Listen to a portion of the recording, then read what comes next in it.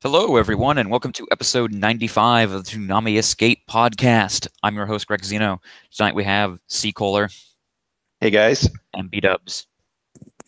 Hello. And tonight we're going to talk about how we still have no fucking idea what's coming in 2 weeks.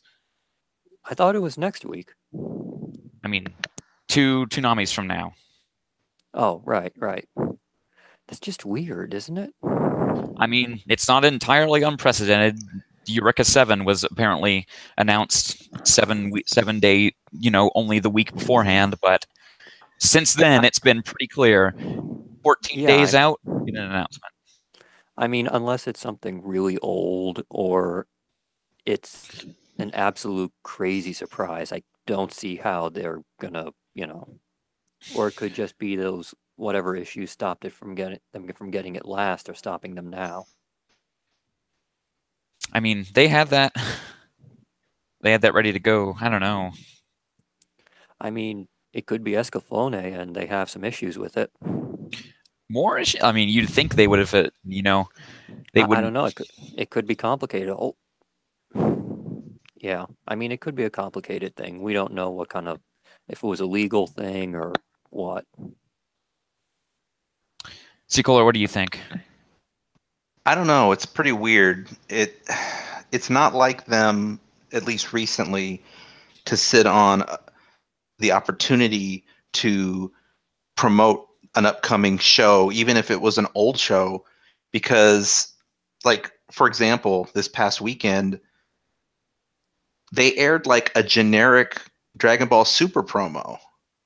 Yeah, that was fucking weird. And it's like that's exactly the kind of spot that they almost certainly would have carved out for announcing the replacement show, and they didn't do that. It's almost like they're not going to have a replacement show. They straight up didn't air a Dragon Ball Super episode promo at all.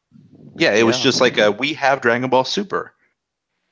I mean, it could be they decided it's not worth doing the individual Super promos at this point.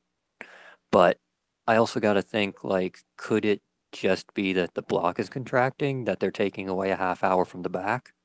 Sure, could be. I mean, that wouldn't be the worst thing in the world. I mean, it does end rather late in the night, and the block has been inching forward in the night, week by week. So it could just be that the plan is to just keep pushing it forward a little bit. And who knows, maybe one day we won't have to stay up till 3, 4 a.m. I don't know. I have no idea. Or we're gonna be in two Toonamis from now, and it's like, well, I guess Outlaw Stars are airing episode 1. Yep. What if that actually was it? No. That'd be weird. No, I do think. I mean, whoa! You have to be careful, B-Dubs. You're breathing in your microphone. Sorry. That's okay. I don't think you could tell, but yeah. What was I gonna say? Oh, it is strange. This is the kind of behavior I would expect if they were going to shorten the block by just, once Outlaw Star ends, they're just going to shorten it, because obviously I don't think they would go out of their way to want to make a big deal about it. They would just be like, yeah, it's, when the time comes, it's just going to be shorter. Right. I mean, it wouldn't be the craziest thing in the world. There has been a lot of unfettered expansion lately. The other thing too, the only thing that makes this all a little odd to me is, like you guys said, they talked about a show that was supposed to come in and didn't make it in time. So we know there's something. And it was going to be the Lupin replacement, which, was airing right next to Outlaw, or like only a few, like an hour away from Outlaw Star. One would think that if it was, fit to replace Lupin, it would be fit to replace that. Yeah, it's just one of those weird things where they're probably still trying to work it out. Yeah, I see this playing out one of two ways. I think it's either no new show, or the only other thing that makes sense is that they're waiting up until the very last minute to surprise everybody with the show. Or maybe, or I guess there's another option. The other option is that there is a new show coming, and it's just not that exciting. It'll be something like, just some kind of repeat or something like Attack on Big Titan. O. Yeah, or Big O, yeah. Something you wouldn't even have it. You wouldn't need to have a promo ready for.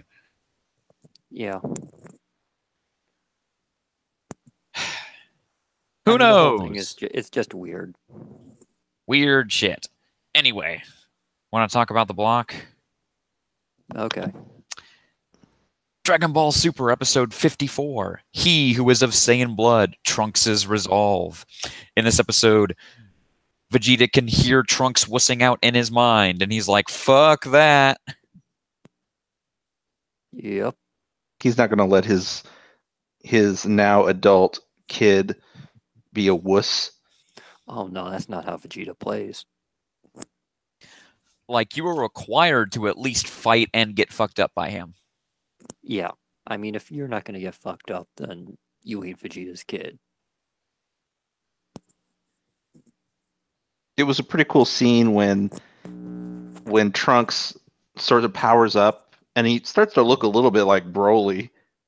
Oh yeah. and then he's like, haha, see if you could take me on now, you can go full strength. And then Vegeta just starts laughing. He's like, you don't even know. Vegeta was like, bitch, please. Also in this episode, what's his yellow dude decides he's gonna give Zamasu all the tools he needs to be a megalomaniacal supervillain. I mean, I'm shocked. Yeah, they didn't conveniently last episode happen to show us that there were these time rings that, that thing that Goku Black was wearing. Oh, yeah. I don't know if there can't possibly be a connection. Gemasu, or whatever his name is, did not conveniently this episode explain everything about how they work. Yeah. Nope.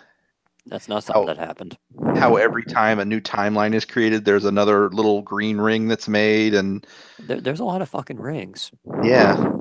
And also how, by the way, let me just explain Potara Fusion again, just in case it comes up. Yeah. Yeah, I'm sure that's never going to come up. Sometimes Super and Kai have weird, synergy in that way. Yeah, it is a little weird. But, I mean, the synergy could be weirder. Anyway, the yellow guy's like, let's look in on the Dragon Ball Super thread. Ooh, no, looks pretty violent. Let's go 1,000 years in the future and see if they're any better. Nope. Still the same.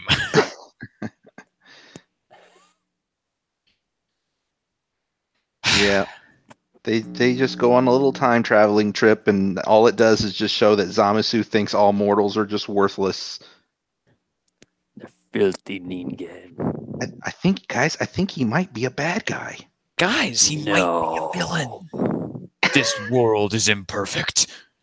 But our villain is evil Goku. He doesn't look anything like evil Goku.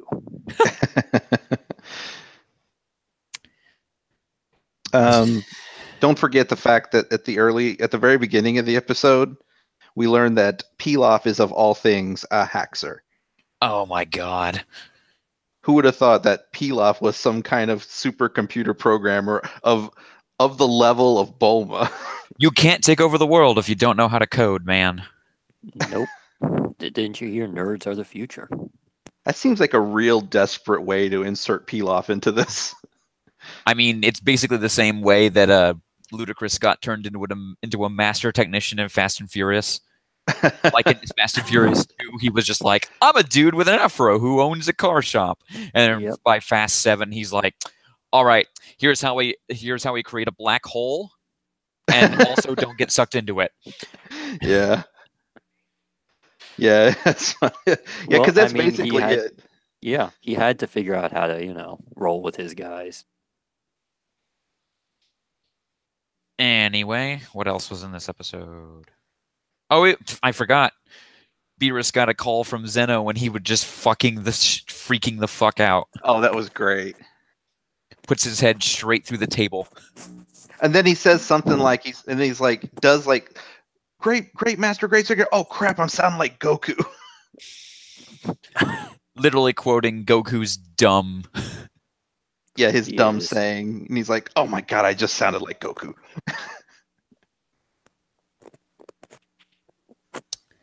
Anything else in this episode? Just that one thing, kind of stupid, but like at the end of the Vegeta Trunks fight, you know, Trunks kind of gets the last hit in by doing like a headbutt. And you know, this of course pisses off Vegeta, but the Vegeta walks away. But then you have to be reminded that this is a Japanese show, so Trunks bows respectfully to his father as he walks away. Of course he does. Oh yeah, Goku's like, "Hey Volma, your husband's beating the shit out of your son. Let's go see it." Yeah. And of course, Bulma would do like any normal person would do and be like, "Why stop them from fighting?" What? No, it's not an issue. And then he said something like, "He's like, oh no, this is what Saiyans do. This is normal Saiyan behavior." No, she should know that by now. Normal Vegeta behavior. Yeah, definitely. Want to talk for a brief minute about Kai? Do we have to? Dragon Ball Z Kai, the final chapters, episode 153. Invincible, the Ultimate Warrior Vegetto. In this episode, they fight. Okay, that's it. Somebody tell me, why Vegetto? I thought it was Vegito. Where the hell is the Goku in this name? Yeah. I thought where the hell is the Goku in this character? There is none. It's just Vegeta with with Goku's voice overlaid and a different design. You know, I said that in the thread, and then a bunch of people were like, "No, Goku could be cocky too." And maybe he can, but I certainly don't remember Goku ever being as cocky as this guy. This guy's full Vegeta, man.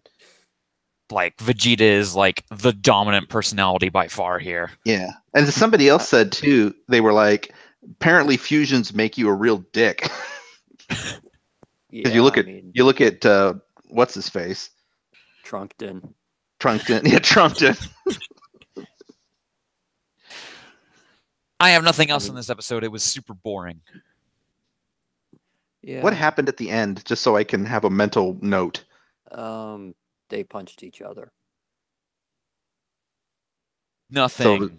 So it was a stalemate. No notable story beat happened in this episode. In fact, everything before Vegito goes Super Saiyan is filler. Oh, that's right. That was the thing. That was what it ended on, him just becoming Super Saiyan, right?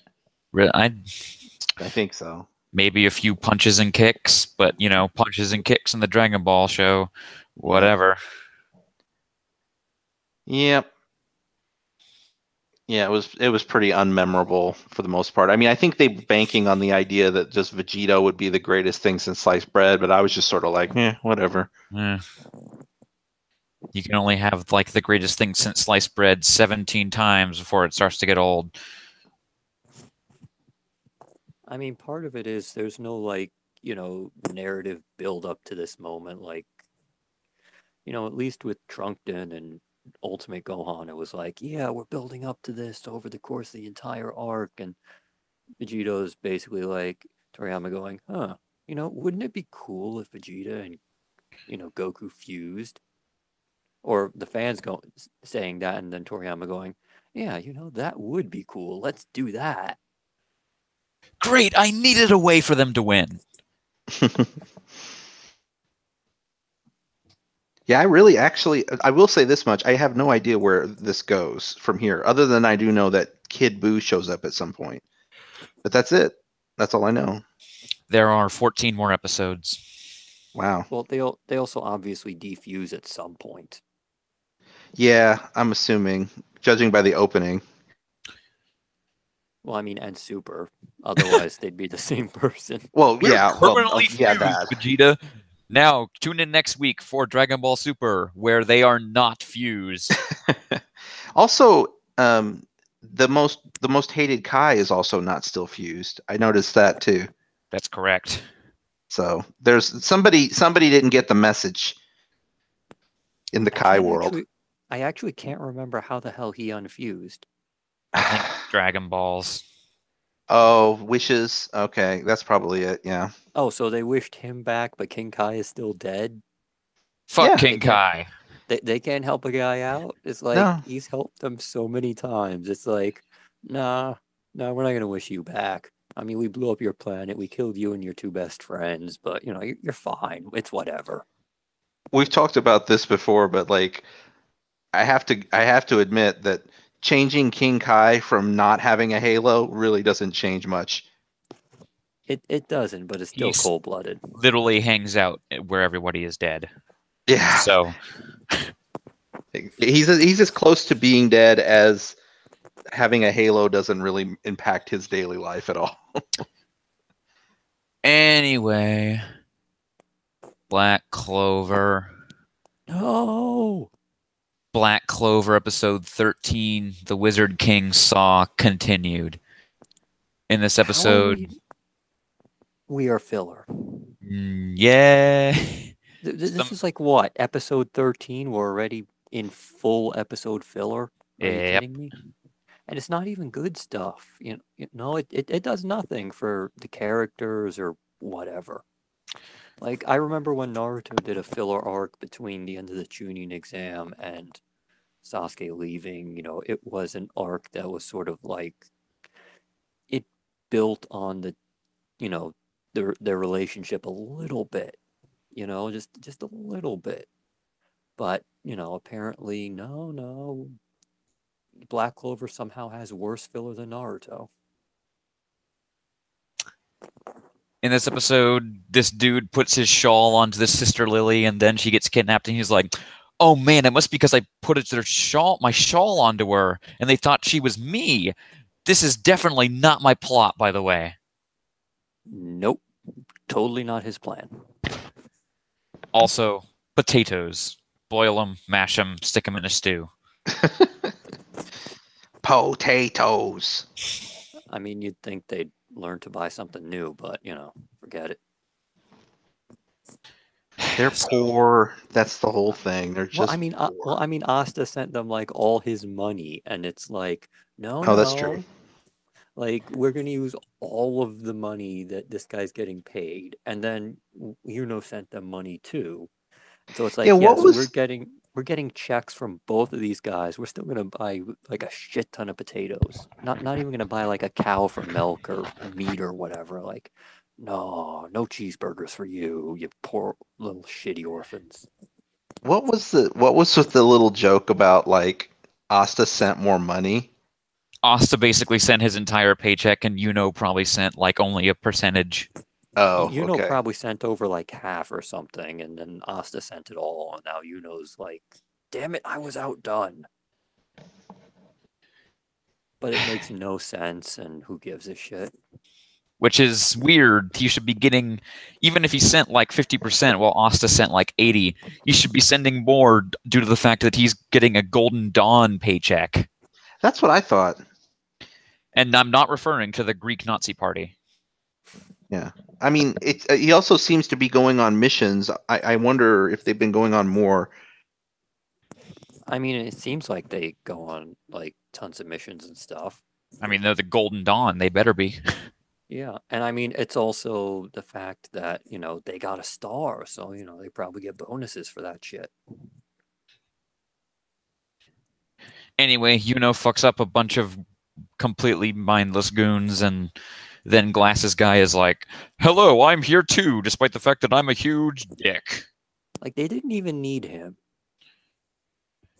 Look, like, even he can learn to enjoy potatoes. Well, I mean, at the very end, it's like, oh, Glasses Guy comes and saves the day. And it's like, it took him like 30 seconds to get his attack off after he showed up. Like, how could not, have saved the day all by himself? I don't know. Anyway,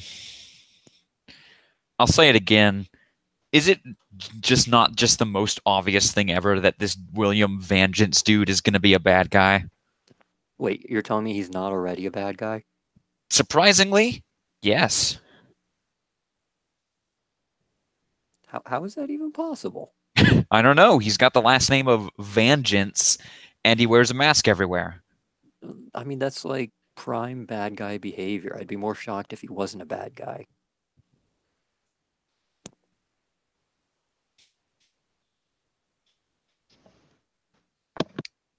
Anyway, enough of the Kai Culver Power Hour. Let's talk about JoJo. Yes. JoJo's Bizarre Adventure, Stardust Crusaders, episode Battle in Egypt, episode 28, Anubis, part 1. In this episode, the cow lived! They didn't kill the cow! It's a goddamn miracle. Boomer will live. For today. For today. Yep, so this was the introduction of Anubis, which is like, this is weird. I mean, what am I saying? It's JoJo, but a stand that is a sword, and yep, the way it seems to work is that it's a stand that has no user, and so it just gets people to be its user. Like I think it just like possesses people. Yeah, basically, yeah, and it like gives them power, and then sort of implants into their mind what it wants. Yeah, it even did it to like a bunch of rats, because like when it was dropped on the ground, then a bunch of like mice started carrying it away. It's just like really weird, because literally every stand we've seen until this point has been, come from a person. It's sort of like, how does that even work? Because it just feels like stands should be almost exclusively, tied to people. You'd think. So the first dude that it possesses is a guy named Chaka. And then later a barber at a barber shop gets the sword, and his name is Khan. So it's Chaka Khan. Oh yes. Remember that? Remember that singer, Chaka Khan? Yep. Well, they didn't even try disguising that one. Yeah, I like that one. I have no idea who Chaka Khan is. Oh, okay. I'm going to play a clip right now just so everyone can hear the clip of Chaka Khan, everybody, but it's Chaka Khan. All right. When you hear this, you'll know what I'm talking about. But yeah, I liked the episode. Basically, it was another misadventures of Polnareff getting separated from everyone. Oh wait, I thought you were actually going to play it. No, I don't have it. I'll insert it. I'll insert it. Sorry. Oh, that's lame. I mean, if you want to go grab it, go grab it. No. It's too late now. It's fine. Yeah, Polnareff is like, oh, look, something's rolling on the ground, and now I'm 500 meters away from the other Crusaders. Time to get attacked by a stand user. Just another day in the adventures of Polnareff. Yep. I mean, this was the coolest he's been, though, because he was like actually in his element of sword fighting. Yeah. I mean, that was his special move was actually pretty hot. When he's like, I will launch this and it will be awesome. Just like, hey, straight up, nobody even knows about this.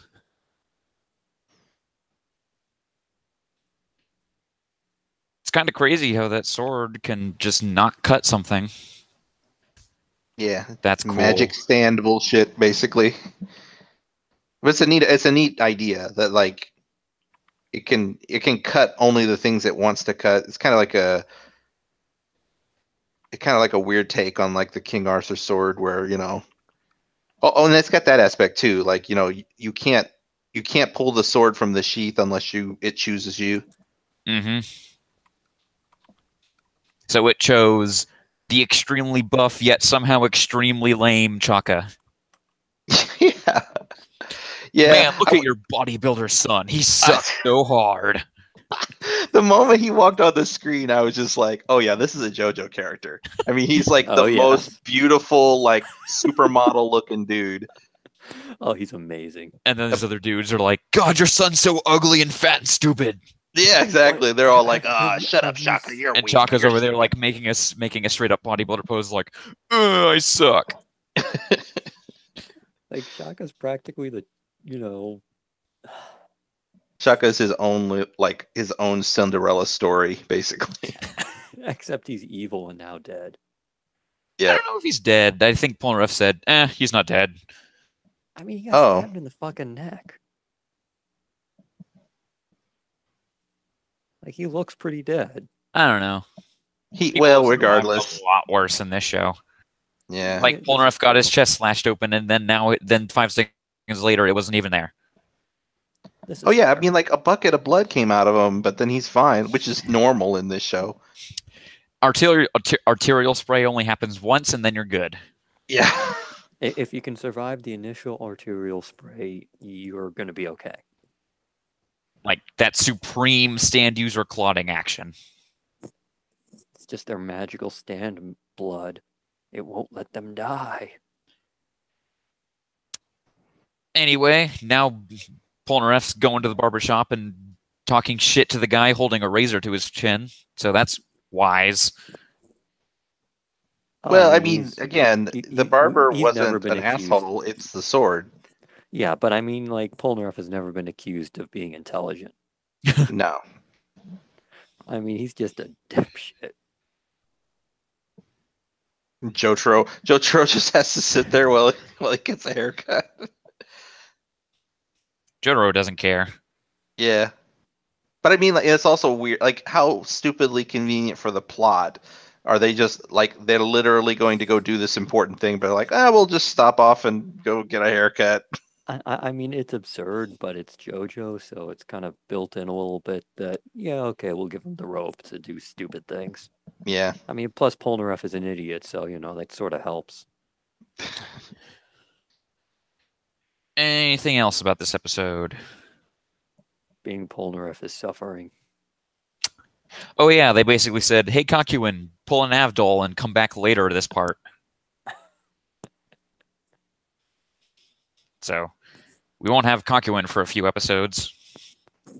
Well, you could probably. It's not a big loss, if he did, unfortunately. He does so little. Yep. Anyway, is that about it for JoJo? I can't even remember anything else other than just. I mean, there was a little bit of Iggy antics at the beginning, but that was about it. Iggy stole their. I mean, Iggy's always stealing something.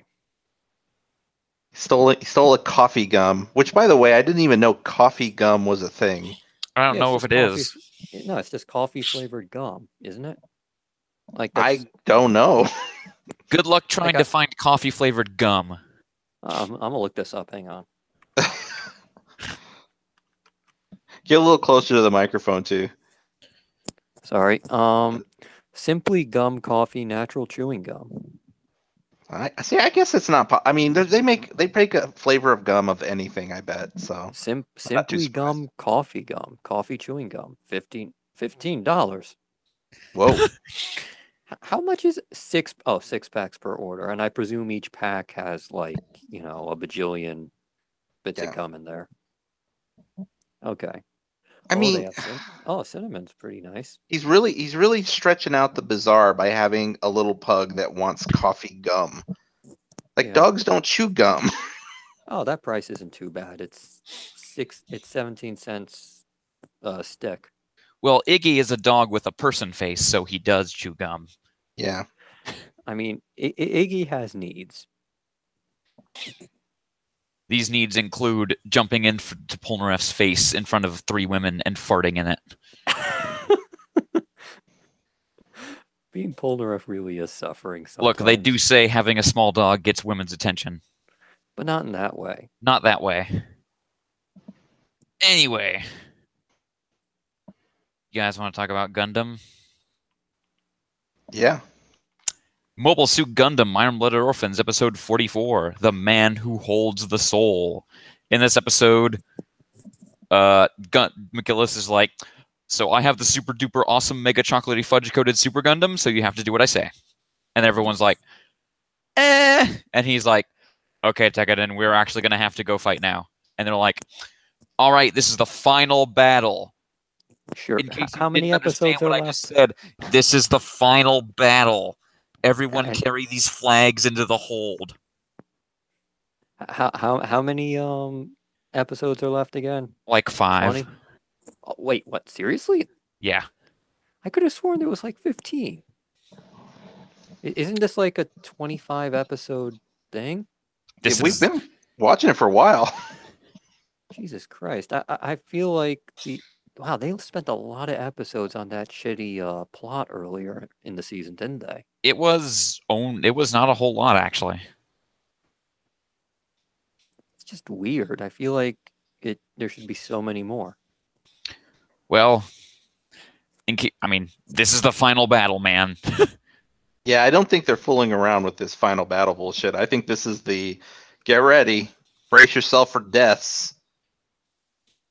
Yeah, brace yourself for a lot of deaths. We killed off all the turbans, which means, now we actually have to start killing off people Yep. Also in this episode, let's dive right into the scene with Chocolate Man and his wife. Oh boy. Now, I want to say out of the gate, aside from the fact that this is this weird, creepy situation where he has a political marriage with a child, which is wrong. That's really creepy. Yeah. Throw that out of the way for a moment. I kind of liked what they were trying to do in the scene where he's manipulating her, in the whole bit where like he wants her to stab him and then he blocks it with his hand and all that stuff. Like that was actually kind of well executed as a scene. It's just made uncomfortable by the fact that she's a child. It's like he's messed up her mind because she's this little kid who shouldn't be thinking about romance, and he's got her thinking that she loves him. Well, former child prostitute McGillis might also be fucked up. Yes, I think they both are. And I think that's probably why he is doing this to a certain extent. But man, it's weird because I kind of liked the scene because it was interesting, but I don't like what it implies, which is the fact that he's manipulating her. Yeah. That one dude who's always with McGillis, he just walks in and is like, fuck, should I come back later? And then he literally just holds up his hand and like blood's coming out of it, and then you look down and she looks down and she's got blood all over her, and it's like, oh my god. And he's like, nope, everything's cool. Let's go. I'm gonna walk away now. By the way, how super dead is that other dude? Wait, what other dude? That one dude who walks around with McGillis all the time. Oh, I don't even remember him. I think his name has been mentioned once, but yeah, he's super dead. Oh, his little right-hand man guy? Yeah. Oh, that guy's not going to make it past like next episode. Oh, I'm sure like all the fucking idiots who follow Eok, he will sacrifice himself. Oh god, Eok's going to survive till the end, isn't he? Oh my god, that one dude on Ticketon's Bridge who was like, don't worry, Gallarhorn has rules you wouldn't understand. And they're like, really? And he's like, yeah, rules, bye. You know what would be the ultimate insult? Is after the battle is over and there's just a few people left, Eok is the one who takes over Gallarhorn. A true nihilist piece.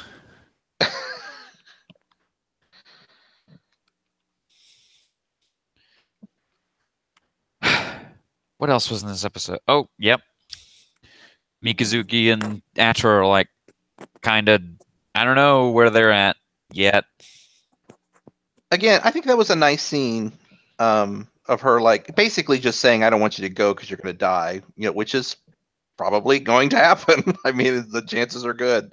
But he basically brings back a callback to the whole, like, you got to hug a girl when she's crying, which was nice. I like that callback. But yeah, I think they're kind of, and then there was a phone call to what's her face, and they were basically like, she was like, yeah, Atra, I think you should be the one to hook up with Mikazuki. Especially because I'm all the way down here. Yeah, is she in Edmonton? She's on Mars.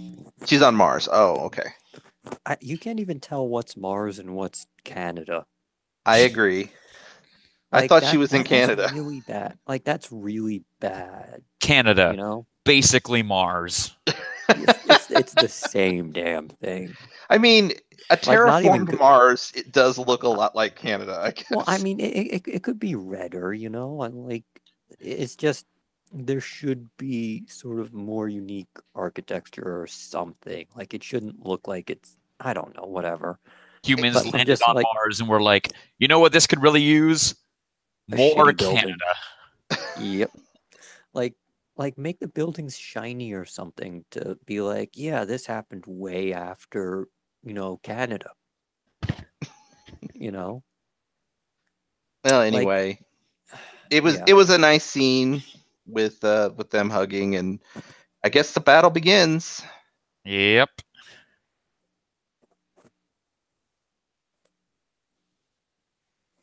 Anyway, Hunter x Hunter. Anyone?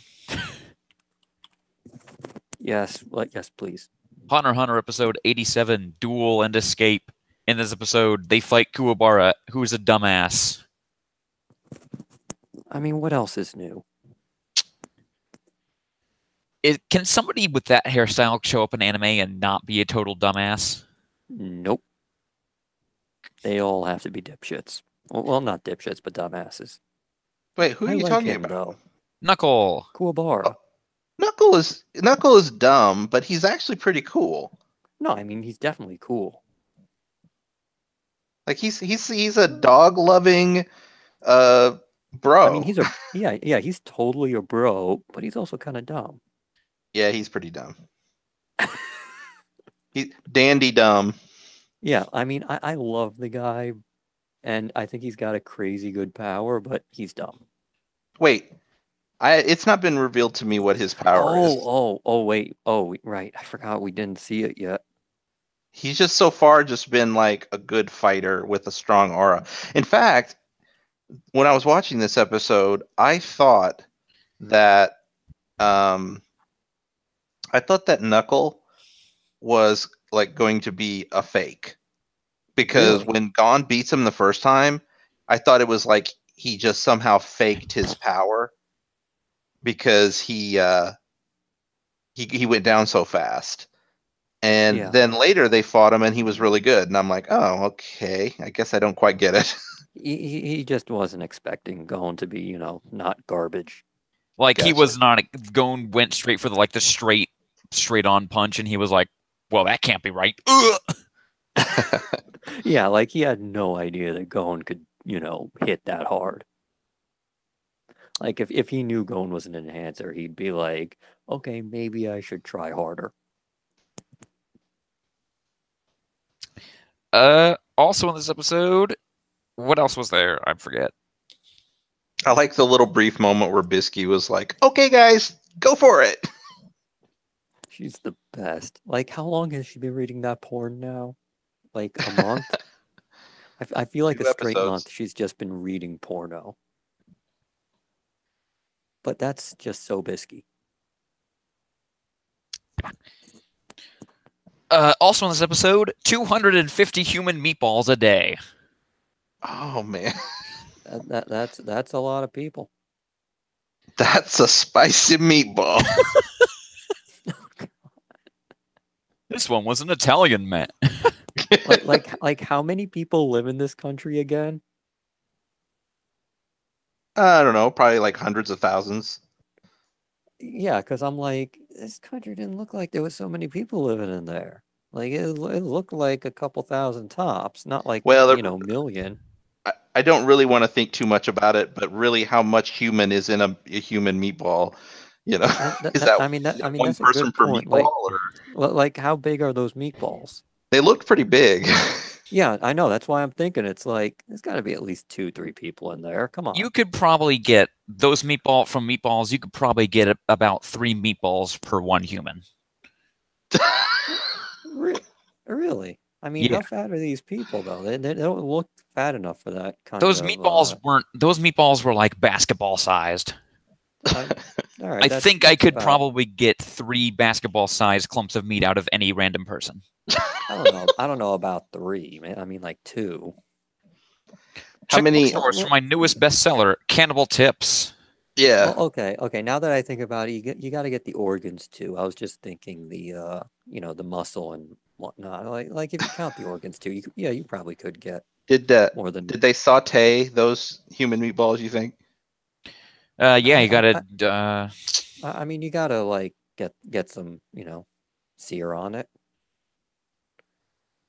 You gotta get that caramelization of the fat going. Otherwise, what the hell are you doing? He's gonna eat like shitty, like boiled human meatballs. This is way, way more than I wanted to talk about human meatballs. It really is. Anyway, the Netero squad is like doing some ninja assassin shit. Yeah, he's training. Netero's just hanging out. Yeah, I mean he's like, I'm out of practice. I should probably train before I try and fight the guy who pushed Kite's shit in. Like an ant drops in and he's just like, next. Oh, speaking of which, we see Kite's body floating in like a tube, and apparently Pito or whatever is a freaking science genius. Great. Fantastic. She spent a month reading a science book, and now she has science powers. Because I actually am not surprised. No, I'm not, but still. Like the ants are scary smart on top of everything else. Some of them. And then there's Ramot. Oh, well, he's just garbage. Anything else from this episode? I will say the only other thing I remember is that after the meatball scene, or right after that, it's revealed that the queen is just about ready to give birth to the king, because it's like moving in her womb or whatever. So we're getting close. Yeah. And if that's what we're dealing with for Pito and all that, I mean, Jesus Christ, what this guy's going to be like.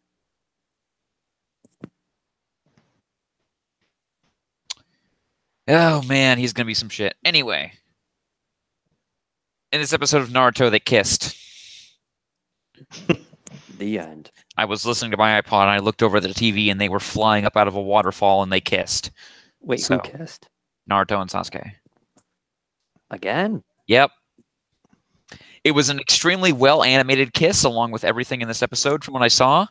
Yes. It goes without saying, but I mean, like, this is a I'm going to say this once in my life.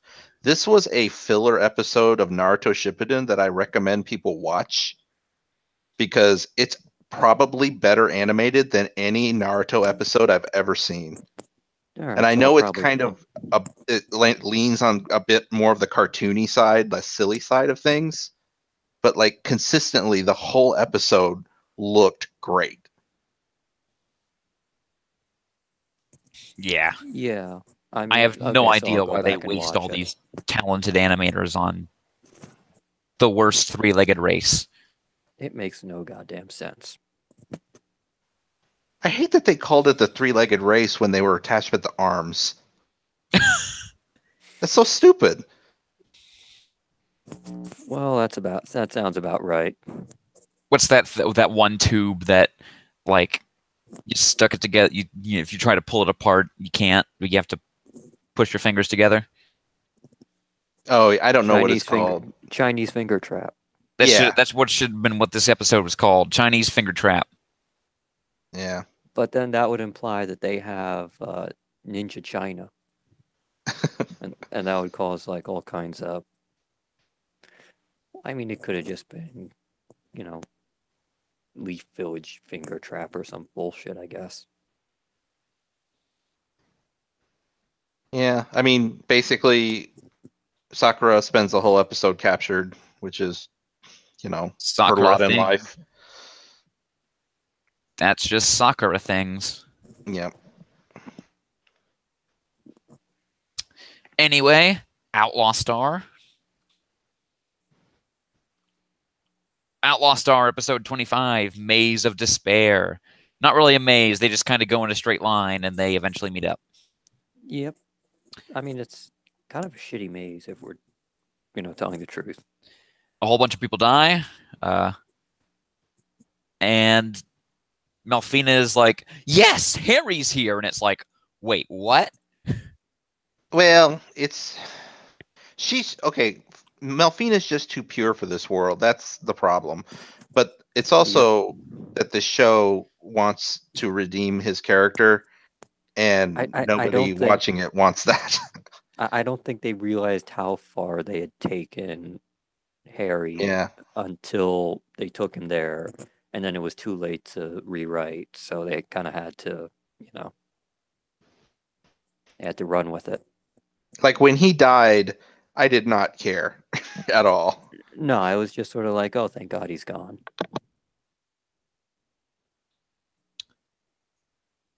And so, yeah, what's his face? The big, huge Final Fantasy villain dude guy shows up and makes his arms explode. Yeah. Jean sucks that one lady into a fucking black hole. Yep. That was some nasty shit. And somebody posted like the edit list, and it's like, this was completely unedited. Jesus Christ. Okay. I mean, it's pretty badass that, his magic gun can shoot black holes now. Or at least one this bullet is the first time. Hole. This is the first time we've seen like those 3 caster rounds and how they're like sucking out his life. And I mean, it does actually seem like they are having like a legitimate effect on him. Yeah. I mean, this was expect him to die, but this was kind of an episode where everybody, like, we got little vignettes of everybody. So you got Suzuka fighting her. Apparently, she finally reveals her whole reason for going on the trip, and that was to fight this one pirate who we've never seen before, who was the one who apparently killed her family. Yeah. So she gets her little samurai moment. Yeah, an entire character arc in 5 seconds. I know, like they had so many what feels like filler episodes that I'm like, really, you couldn't devote one of those to this or something, I agree. Jim and Aisha were kind of together, and then they got separated, and Aisha had to go full beast mode to fight this one dude. Well, her full beast mode is cool. They both went full beast mode immediately, and then the other dude died.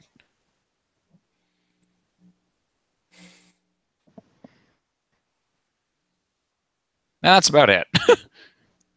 Well, I think, one other thing. Jim did catch up, I think, to Jean, but then he was like, go get the ship and go get everybody together to pick me up. And I guess now Jean is the only one who's getting close to Melfina now at the end. Oh, Khan was there too, and he was being a stupid. He has got to be one of the most annoying characters because he just repeats everything. He goes like, he's like, you can't be here. You can't be here. You can't be here. Only I can be here.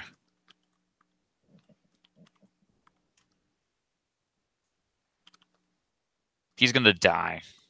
I hope so. So this was an episode that aired on April Fool's 2012? I think so. I can see why. He kind of gets everyone in there. Yeah. Was it uncensored? No. Because it was on Adult Swim. I don't think they had they probably didn't have access to the uncensored tapes that short notice. Yeah. I don't think there was an uncensored tape in English. Because the actual Blu-ray only came later. Oh, okay.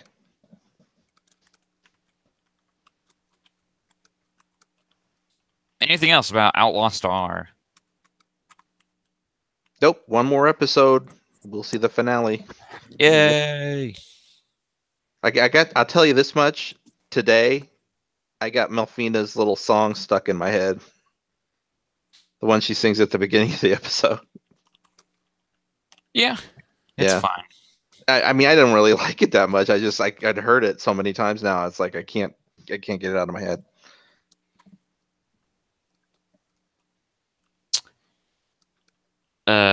So anything else about Toonami this week? No, but seriously, what the hell do you think we're getting next if we are getting something? I have no fucking idea anymore. I mean, whatever it is, like, it has to have gotten caught up in some kind of legal thing. Or they just, are just announcing it a week only a week in advance.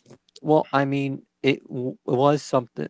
Presumably, we were supposed to get something after Lupin, and presumably this is supposed to be that. So it's kind of like, what the hell could be giving them this kind of legal trouble? Well, even Space Dandy, a show they had almost virtually all control over, they had legal troubles with. So it could be anything, really. Yeah. It's yeah. And honestly, the more I think about it, the fact that they're not announcing it until the week of the final episode of Outlaw Star doesn't really surprise me too much. Because I mean, there's been stuff like that before where the week of we learn what it is. Wasn't Lupin that way? No, Lupin was. Yeah, I think Lupin way was in 2 advance. weeks out. Was yeah, it? Okay. I mean, we knew it was coming. I feel like there was one though. No, I mean it happens, 7. but it's not often. It was Eureka 7. Okay. Well, anyway, the point is, they haven't missed the boat. Like, if this weekend is when they announce a new show added to the block, I won't be terribly surprised. But if they just simply run a block, what's it called, a schedule promo, and we're just learning that the block is half an hour shorter, that also won't surprise me. It would be unfortunate, but I mean, I do feel like whatever they're getting is either like a non-factor show or so gigantic that they're not worried about, They're not replacing Outlaw Star at 3:30 with something huge and gigantic, or at 2 o'clock. No, I mean, they could be pushing it back down with something huge and gigantic. I mean, they'll move the huge and gigantic thing up front and move everything down, though. Yeah, that's what it could be.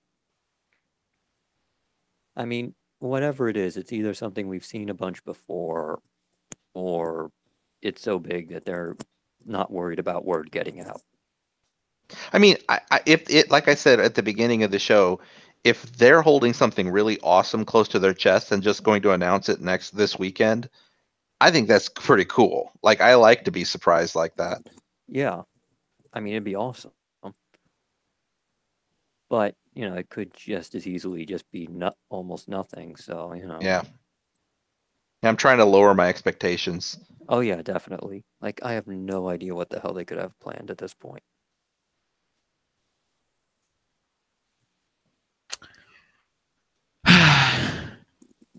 Anyway, guess we'll see next. I mean, we'll definitely be back next week. This time we'll know. Next episode. We'll know something. Yep. I'd hope. We'll talk about it. But for now, that'll be all for episode 95 of the Toonami Escape podcast. Thank you, Seacoler. No problem. Thank you, B-Dubs. Cool. We'll see you guys next week. Good night.